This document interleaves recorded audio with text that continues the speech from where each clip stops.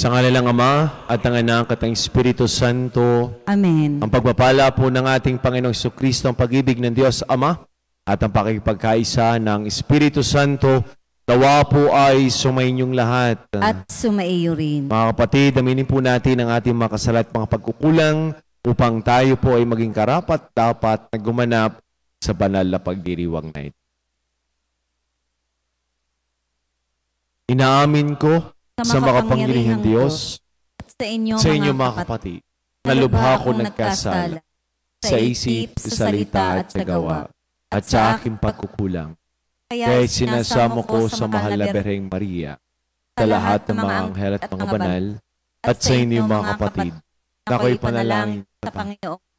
Gawan po tayo ng makapangyarihang Diyos, patawarin po tayo sa ating makasalanan, patnubayan po tayo sa buhay na walang hanggan. Amen. Panginoon, kaawaan mo kami. Panginoon, kaawaan mo kami. Kristo, kaawaan mo kami. Kristo, kaawaan mo kami. Panginoon, kaawaan mo kami. Panginoon, kaawaan mo kami. Manalangin po tayo. Ama naming makapangyarihan, ang kalooban namin nawa ay mapuspos ng ganap sa Espiritu mong dumadaloy sa aming lahat, upang bigyan niya kami ng layuning kalugod-lugod sa iyo at ng kapasihang sundin ng loob mo sa pamagitan ni Jesucristo kasama ng Espiritu Santo magpasawalang hanggan. Amen.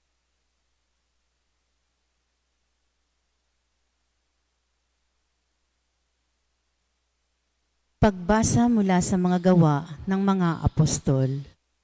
Noong mga araw na iyon, ibig matiyak ng pinuno kung ano nga ang sakdal ng mga Hudyo laban kay Pablo.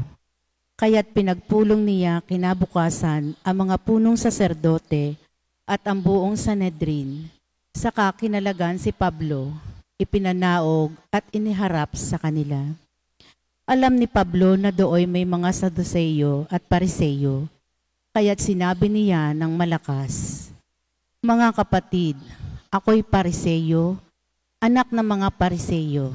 Dahil sa pag-asa kong muling mabubuhay ang mga patay, ako'y nililitis ngayon." Matapos itong sabihin ni Pablo, nagtalo-talo ang mga Pariseyo at ang mga Saduseyo, at nahati ang kapulungan. Sapagkat ang sabi ng mga Saduseyo, hindi muling mabubuhay ang mga patay, at walang anghel o espiritu, subalit ang mga Pariseyo na may naniniwala sa lahat ng ito. At lumakas ang kanilang sigawan. Tumindig ang ilan sa mga eskribang kapanig ng mga Pariseyo at malakas na tumutol. Wala kaming makitang pagkakasala ng taong ito. Ano kung may isang espiritu o isang anghel na nagsalita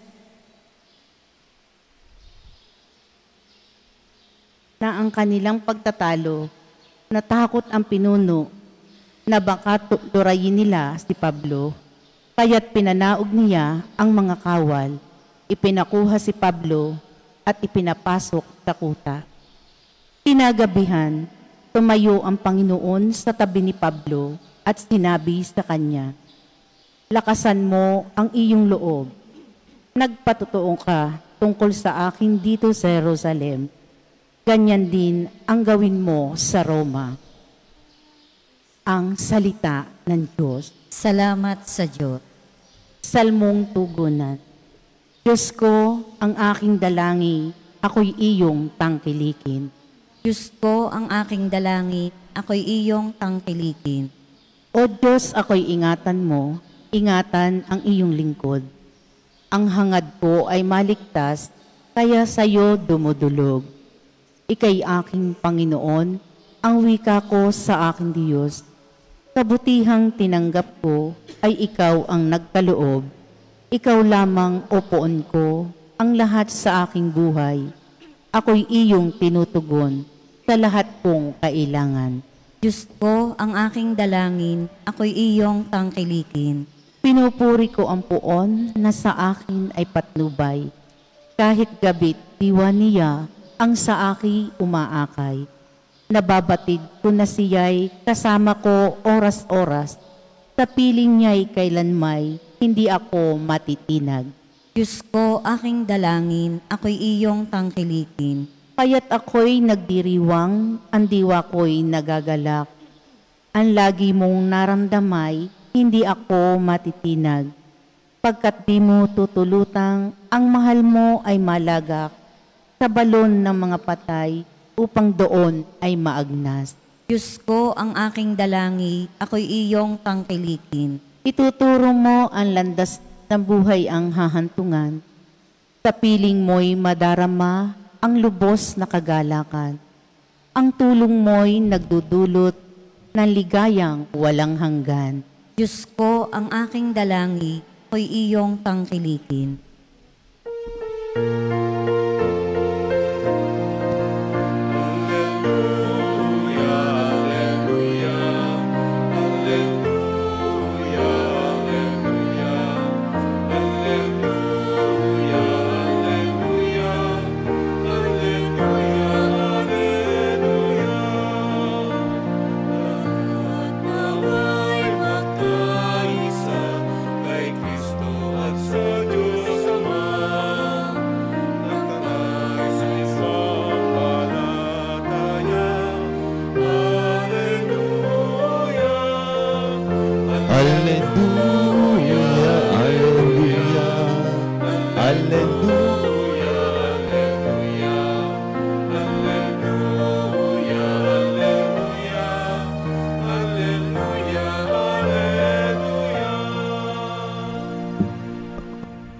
Sumaini po ang Panginoon At sumaiyo ang rin. mabuting balita ng Panginoon ayon kay San Juan. Papuri sa iyo, Panginoon. Noong panahon ngayon tumingala si Jesus at nanalangin, Amang banal, hindi lamang ang aking mga alagad ang idinadalangin ko, o hindi pati ang mga mananalig sa akin dahil sa kanilang pahayag. Maging isa nawa silang lahat, Ama. Kung paanong ikaw ay nasa akin at ako ay nasa iyo, gayon din naman, maging isa sila sa atin upang maniwala ang sanlibutan na ikaw ang nagsugo sa akin.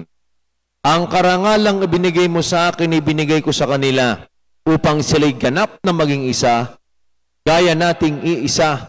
Ako ay nasa kanila at ikaw ay nasa akin upang lubusan silang maging isa. At sa gayon, makikilala ng sanlibutan na sinugo mo ko at sila ay iniibig mo katulad ng pag-ibig mo sa akin. Ama, nais kong makasama sa aking kinaroonan ng mga binigay mo sa akin upang mamasdan nila ang karangalang bigay mo sa akin sapagkat inibig mo na ako bago pa nilikha ang sanlibutan. Makatarungang Ama, hindi ka nakikilala ng sanlibutan, ngunit nakikilala kita at nalalaman ng mga binigay mo sa akin na ikaw ang nagsugo sa akin. Pinakikilala kita sa kanila at ipakikilala pa upang ang pag-ibig mo sa akin ay sumapuso nila at ako naman ay sumakanila. Ang minamahal kong mga kapatid, ang mabuting balita ng ating Panginoon. Pinupuri ka namin, Panginoong Hesukristo. Mabiyayang umaga po sa ating lahat. Sa mga may birthday po ngayong araw na ito, happy birthday po sa inyo. Sa mga may wedding anniversary, congratulations po sa inyo. Ang atin pong ebanghelyo, ito po ay tinatawag na makaparing panalangin ng ating Panginoong Hesukristo. At ano po ang kaniyang panalangin? Ang kaisahan. Pagkakaisa. Sapagkat siya ay aalis na sa mundo, napakaganda ng kanyang panalangin. At ang panalangin niya ay hindi lamang para sa kanyang mga alagad, kung hindi para sa lahat ng mga tao. Unity. At ito ho ang karamihang ginagamit na slogan, pagkakaisa, na napakahirap naman hong kamtin. Pero nung nga ho ba yung tinatawag nating Christian unity? Maliwanag ho sa atin unity is not uniformity. Maaring pare-pareho tayo ng suot. Kulay puti, kulay green, kulay pula sa mga school. May mga uniform to identify na ikaw ay mag-aaral ng school na iyon, ng paaralan na iyon. Sa mga trabaho, sa opisina, may uniform. Natunayan na ikaw ay nagtatrabaho sa kumpanya na iyon. Pero yung bang mga nagtatrabaho doon, yung bang mga estudyante na pumapasok sa paaralan na iyon, yun ba ay may pagkakaisa? At ito ho ang tanong para sa atin. Paano ho natin ma-achieve at ano ang Christian unity na ito? Christian unity is not uniformity. Mas malalim pa. Ito ho ang tinatawag nating unity in diversity. Tayo ho ay may pagkakaiba-iba ng prinsipyo, ng pananaw. Tayo ay magkakaiba ng paniniwala. Tayo ay magkakaiba ng pinag-aralan. Pero hindi ho nangangahulugan na tayo ay magkakawatak-watak. Sapagkat imposible naman ho talaga ng iniisip ko, iniisip din ninyo. Ang alam ko ay alam din ninyo. At ang alam ninyo ay alam ko. Hindi ho. Kahit nga ho sa pamilya. Kahit nga mayan ni kambal, magkapareho man yan ang itsura, magkapareho, pero ang ugali niyan, magkaiba. Pero hindi nangangahulugang sa pagkakaiba ay walang pagkakaisa. That is unity in diversity. Ikalawa ho, what is Christian unity?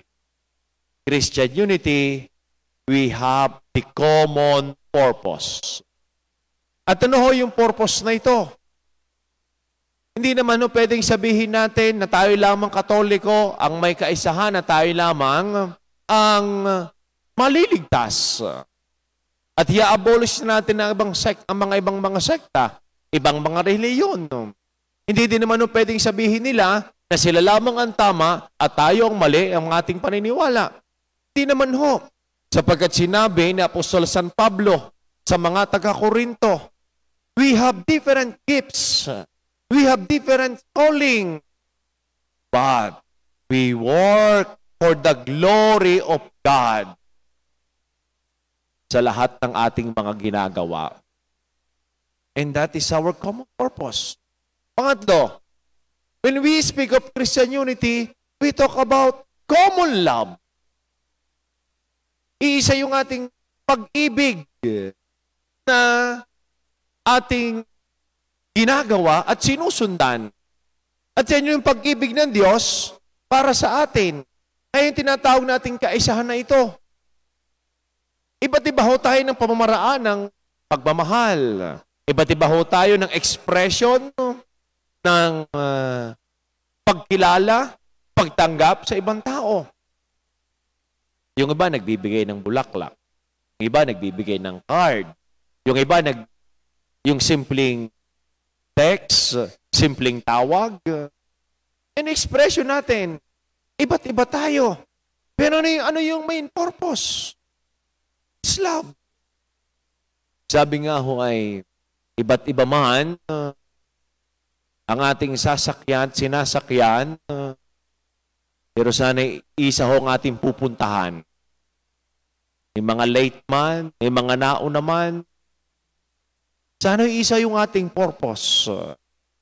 Sapagkat yan ang dalangin ng ating Panginoong Yesus, ang kaisahan. Kahit naman ho dito sa ating simbahan, iba't iba ng organisasyon, iba't iba mga tao, kanya-kanya ng talent, kanya-kanyang ibinigay na alam. Pero tayo'y nagkakaisa. Sapagkat ano ang simbahan? The body of Christ. Pag sinabi nating katawan, maraming bahagi. Iba ang pangsyon ng tainga, iba ang pangsyon ng ilong, iba ang pangsyon ng mata, Ibang pangsyon ng kamay, ibang pangsyon ng paa. Hindi pwedeng sabihin ng tainga, ay, ako pinakamahalagang parte, sapagkat pag nawala ang inyong pandinig, hindi na kayo makakarinig. Hindi pwedeng sabihin ng bibig, ay, ako pinakamahalaga, sapagkat kung pipay, hindi tayo magkakaintindihan. At lalong hindi pwedeng ipagmalaki ng mata, na ay, kung wala kayong mata, hindi niyo makikita ang isa't isa, ang kagandahan, ang kabutan, hindi niyo makikita. Hindi. Pero maganda ho dito, may kaisahan. Bakit? Sapagkat yan ang dasal ng ating Panginoon. Kung paanong ang Ama at ako ay iisa't nagkakaisa, sanay tayo din ay may ho ng pagkakaisa. Unity is not uniformity. But we can be united even we are diversified. Kaya ho nating magkaisa kahit ho tayo magkakaiba. At sana yan din ho ang dasal natin. Sana yan din ho ang hingi natin sa Diyos. Hindi yung kung ano lamang ang gusto ko. Sana may dasal din kayo para sa ibang tao. Sana may dasal din kayo para sa ating bansa. Sana may dasal tayo lalatigit sa ating mundo ang pagkakaisa. Mahirap man ho itong campaign, mahirap man ho itong hawakan, mahirap man ho ito natuparin, pero sana hindi ho tayo nawawala ng pag-asa. Because we have Jesus. We have God the Father na siyang una't higit sa lahat, pinagkaisa niya tayo. Kaya ito ang dalangin natin, napakagandang dasal ng ating Panginoong Jesucristo ang pagkakaisa.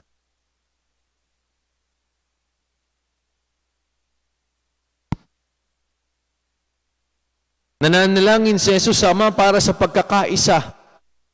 Sa paghihintay sa Pentecostes, lumapit tayo sa Ama at idalangin ang tunay na pagkakaisa ng lahat ng kanyang mga anak. Ama ng lahat, pag-isahin mo kami. Ama ng lahat, pag-isahin mo kami.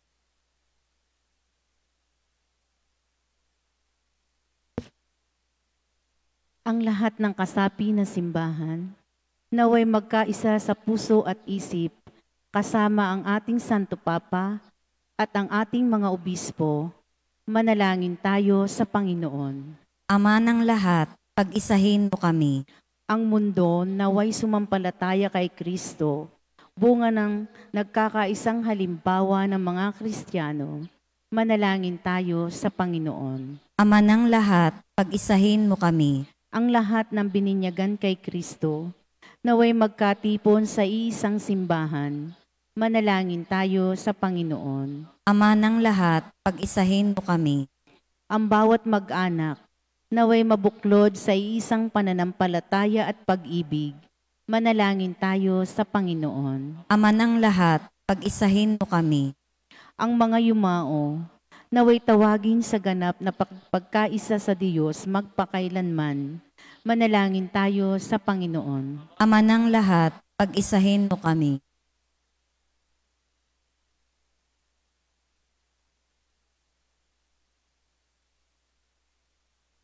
Banal na Ama, sa pamagitan ng mga panalangin ito, maakay nawa ang lahat ng tao sa pagkakaisang ibinabahagi mo sa nag-iisang minahal mo.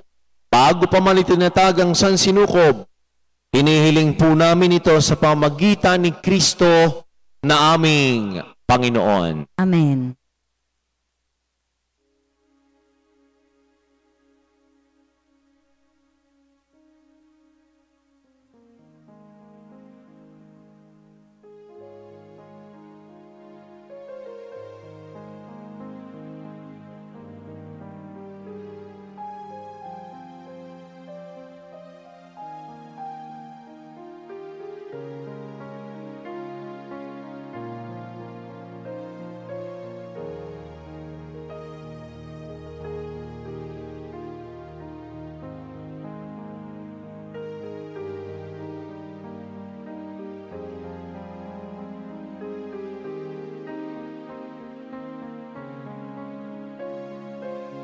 Yung ganda.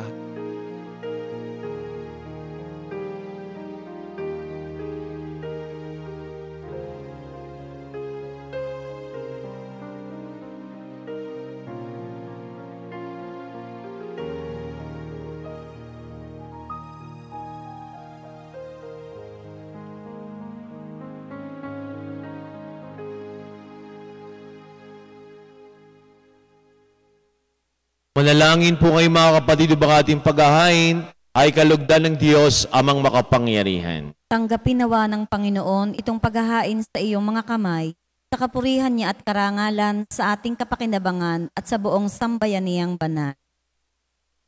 Ama naming lumikha, para mo na pong awa, gawin mong banal ang mga alay naming iyo sanang kalugdan. At kami ay gawin mong haing sa iyo laging nakalaan sa pamagitan ni Jesucristo kasama ng Espiritu Santo magpasawalang hanggan. Amen. Sumaini po ang Panginoon. At sumaiyo rin. Itaas po sa Diyos ang inyong mga puso at diwa. Tinaas na namin sa Panginoon. Pasalamatan po natin ang ating Panginoon Diyos. Marapat na siya ay pasalamatan. Ama naming makapangyarihan, tunay ngang marapat na ikaw ay aming pasalamatan. Ang katawan ng anak mong sa krus na bayubay ay handog na pag-ibig na walang kapantay.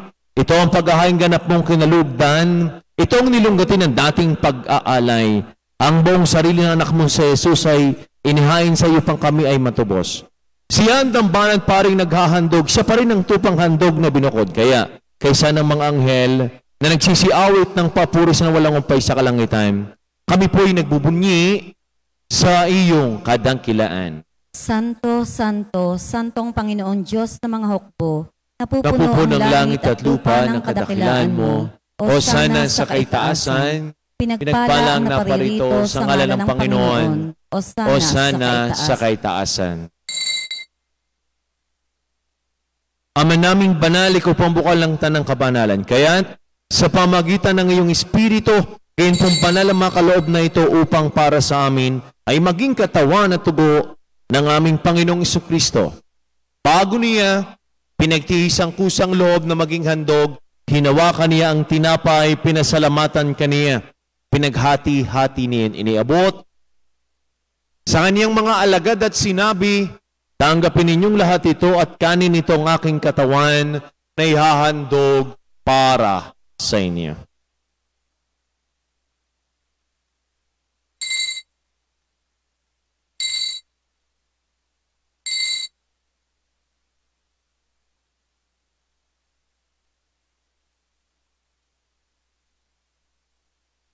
Kaya hindi naman nung matapos ang hapunan, hinawakan niyang kalis, muli kaniyang pinasalamatan, iniabot niyang kalis sa kanyang mga alagad at sinabi, tanggapin ninyong lahat ito at inumin itong kalis ng aking dugo, ng bago't wala hanggang tipan, ang aking dugo na ibubus para sa inyo, para sa lahat, sa kapagpapatawad ng mga kasalanan, gawin ninyo ito sa pag-alaala sa akin.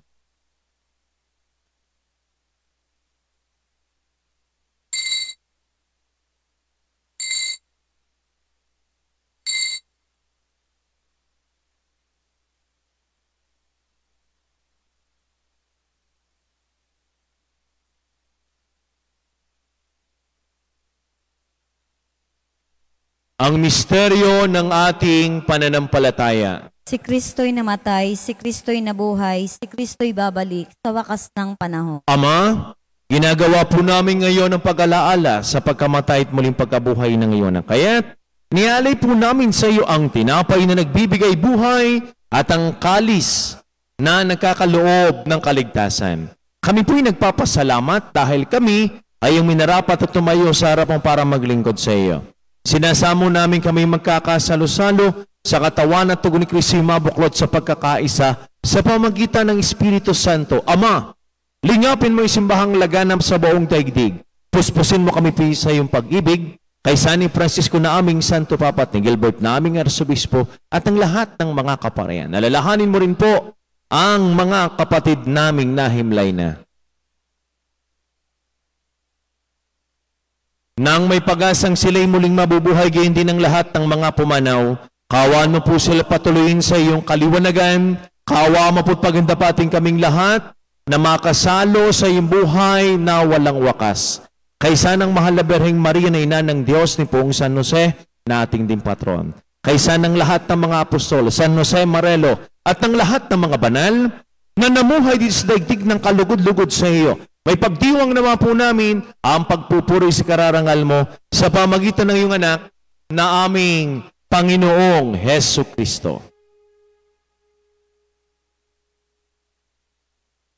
Sa pamagitan ni Kristo kasama niya at sa Kaniya, Ang lahat ng parangal papuri sa Diyos sa makapangyarihan, kasama ng Espiritu Santo, magpasawalang hanggan.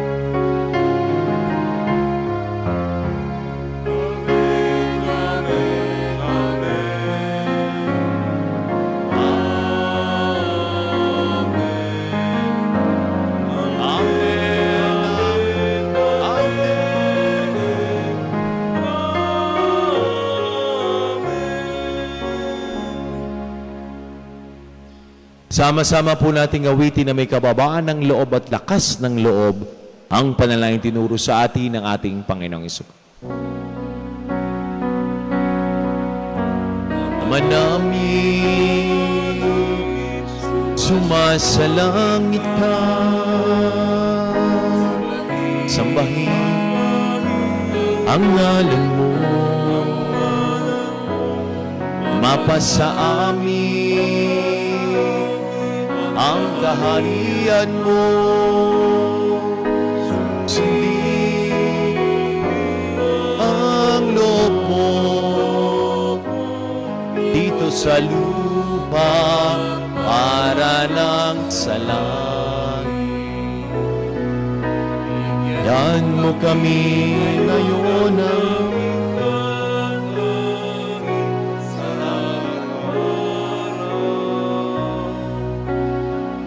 patutuan kami sa pagkasalanan,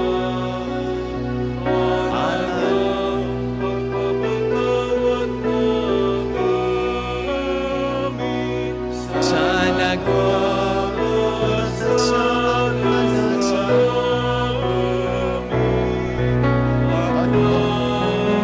Kami ipahintulot sa tukso at diya-diya mo kami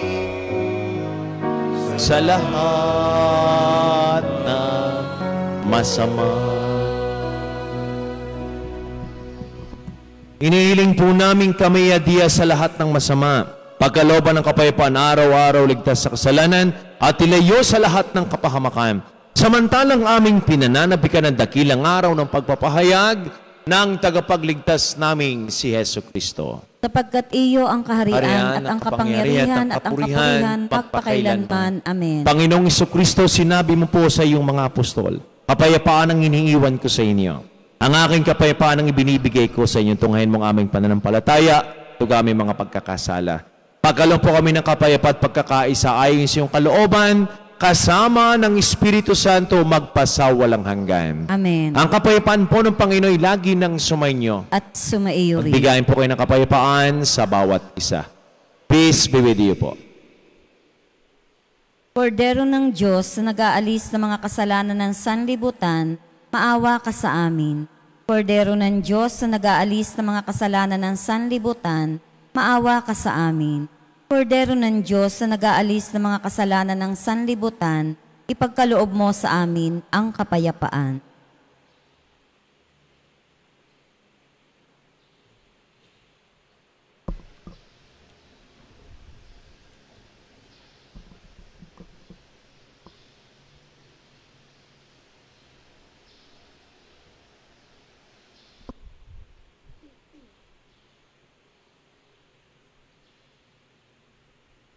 Minamahal ko mga kapatid, ito ang kordero ng Diyos, itong Kristong muling nabuhay, tinagalis sa mga kasalanan sa libutan. Palad po tayong lahat ng mga inanan sa kanyang banal na piging.